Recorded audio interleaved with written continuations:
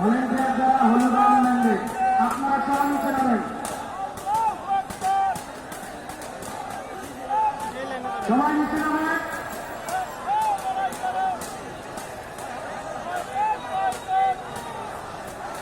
স্টেজের সিঁড়ি থেকে নিচে নামেন, স্টেজের সিঁড়ি থেকে নিচে নামেন। আমাদের স্বেচ্ছাসেবকদের যে সকল দায়িত্ব আছে হলুদ আনন্দের আলাদা আলাদা ভাগ করা আছে, আপনারা দয়া করে দায়িত্বগুলো পালন করার চেষ্টা করুন। আমাদের যারা স্বেচ্ছাসেবক ভাইয়েরা আছেন বেঞ্জিধারী, যে আপনারা নিচে নামেন, হলুদ আনন্দের যারা আছেন আপনারা সিঁড়ি নিচ থেকে দায়িত্ব পালন করেন, বাকিদেরকে অনুরোধ করেন নিচে আসার জন্য।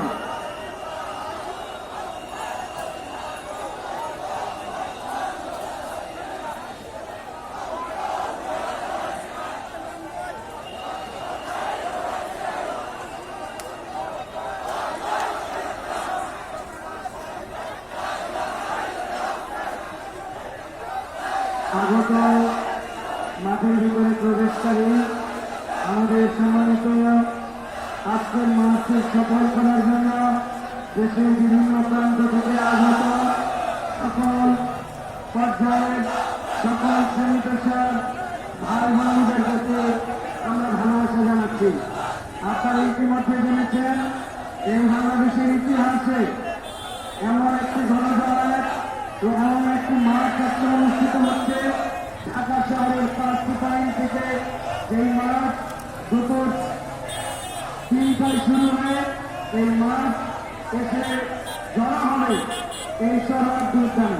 সুতরাং আমরা যারা আগে আগে অনেকে এসে পড়েছি এবং আমরা ভাবছি এই মঞ্চ থেকে বক্তৃতা হবে, এই মঞ্চ থেকে আলাদা কোনো প্রোগ্রাম হবে, তাদেরকে আমরা জানিয়ে দিতে চাই আজকে মূলত লং মার্চ, আজকে মূলত মার্চ টু গাজা শিরোনামে রাস্তায় আমাদের মিছিল, এখানে এসে মিছিল দিয়ে একত্রিত হবে।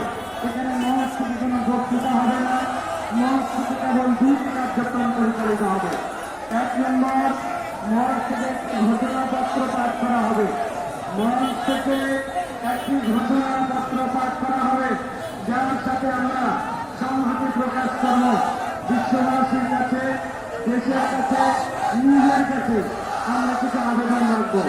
এরপরে আজকের এই ঐতিহাসিক Gaza long March two Gaza, long March for Gaza, আজকের সম্মানিত সভাপতি জাতীয় মসজিদ বাইতুল মোকাররমের খতিব হযরত মাওলানা আব্দুল মালিক সাহেব তার সমাপনী বক্তব্য এবং দোয়ার মাধ্যমে প্রোগ্রাম শেষ করবেন। এই মাঠ কেন্দ্রিক কোন বক্তৃতা, মাঠ কেন্দ্রিক কোন বক্তব্য আজকে হবে না। আজকে যা হবে, যা দেখানো সব রাস্তায়, রাস্তাতে এসে পুরো ঢাকা, পুরো দেশ 3 রাস্তায় থাকবে।